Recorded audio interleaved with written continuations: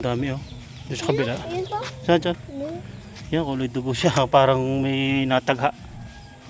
Ayan oh. Pero din eh. Yan ang puno ng mga kabatang ano.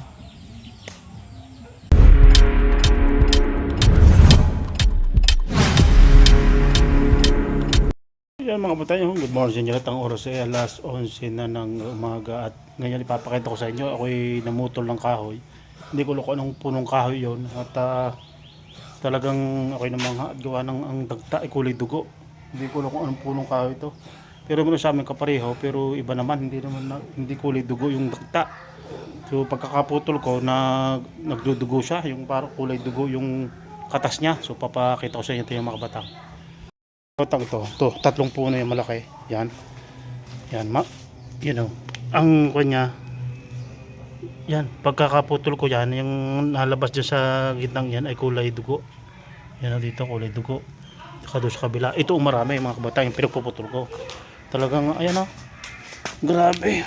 Ako yung namangha dito, bakit kulay dugo yung ano, yung lumalabas kanya sa gitna ng kahoy na naputol ko. Tingnan, ang dami o.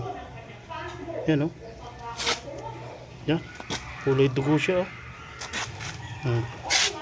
Hindi ko lang alam kung anong punong kahoy ito, pero may nakakapareho ito sa akin sa amin sa Batangas, puno ng binunga, ang tawag sa amin puno ng binunga. Pero hindi naman ako nakakita ng gantong talagang dugo siya oh. Tingnan, parang dumugo siya mga kabatang oh.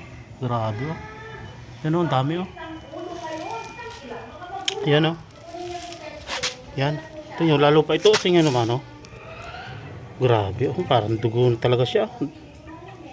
Dagta na kulay dugo, kulay pula ang dagta niya. Hindi ko lang kung anong puno ito. Akala nga na lang pinuputol ko ito mga kabatang. Nataga ako. So yung mga kabatang ito, yung tinataga ko ito, akala nga na nataga ako. Kasi ang daming dugo na nalabas dito sa kahoy. Pero hindi naman ako natataga. So lumalabas lang yung katas niya, yung ano, yung katas niya kulay pula, yung parang dagta niya mga kabatang oh. Ayun oh. Grabe, yung pinutol ko siya, yun oh. Talagang dagta siya, ang laki oh. Ito pa yun oh. Ang laki puno.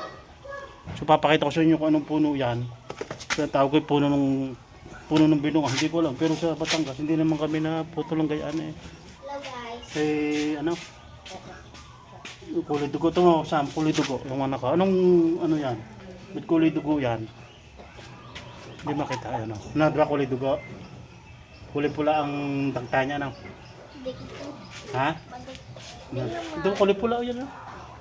Yan. O, kulay pula, oh, yun ito mga pa, oh. Kulay pula siya.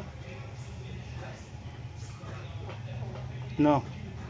Parang si honey. Meron pa. So yun, hindi ko alam kung anong, ang tawag ko din eh, punong binunga eh. Hindi ko alam kung ano, mga batang yan. Kulay dugo. So papakita ko sa inyo maya maya yung, ano, yung puno niya, nandun ang puno. Kulay dugo. Yung puno niya. Dito ko nakita yung puno niya. Siya wala kang kalo. Wala kang kalo. Papakita ko sa inyo mga kabatang yung, ano, yung puno niya. Kaso naambon eh. Doon ko siya pinutol sa may ano yun. 2,000 years later. So yan, titingnan natin mga kabatang itong puno. Kulay dugo ang dakta. So, meron dugo pa dito. Ang pagkakala ko punong binunga ito eh. Yan ito puno. Kulay dagta siya. Ito yun oh. Oh. Kulay dugo. Ang dami oh. Doon sa kabila. Ayun po. Saan dyan? Ano?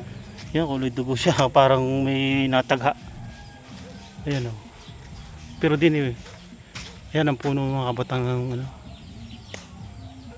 Yan ang puno. Parang kulay dugo siya. Puno ng binunga ito. Pagkakalang ko eh.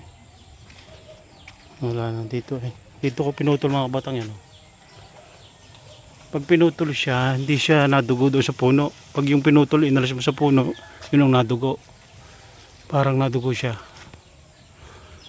Yun ang puno niya.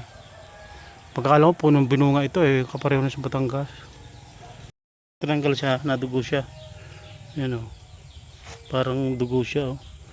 Kaya akala nga nung tinataga ko ito, akala mo ako'y nadali ng kamay, ano? Kulay dugo ang dikta niya. Ayun. Yan o. Meron pa dito eh. Wala na. Ito. Baka ito.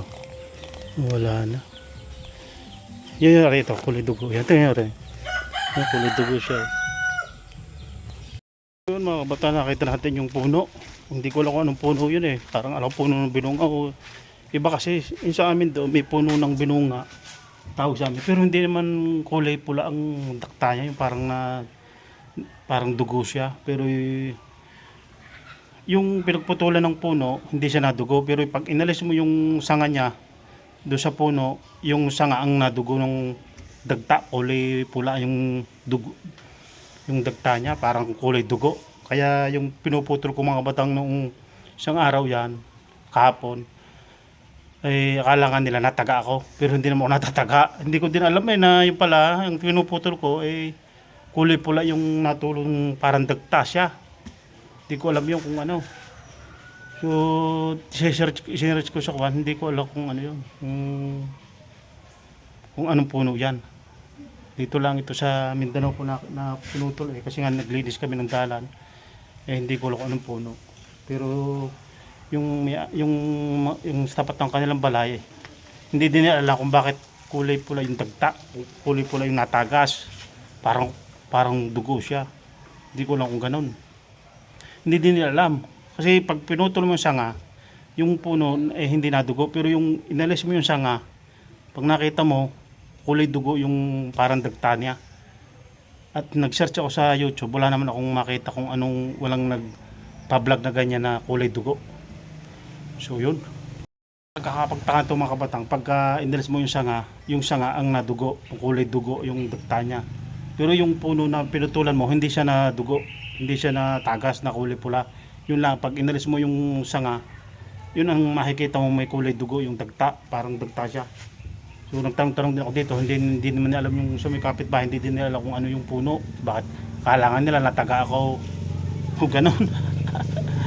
Akala nila yung nataga yung kamay ko, na ang kamay kong braso eh nahiwa. So yun, sama kulay dugo no?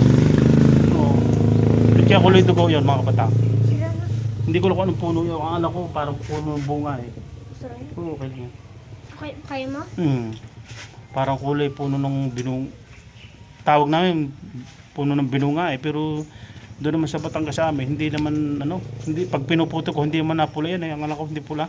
Hindi pula ang dagta niya. Ngayon ako nakakita ng ganyang puno na kulay dugo yung parang dagta niya. At ang dagta niya mga kabatang doon sa loob mismo ng puno.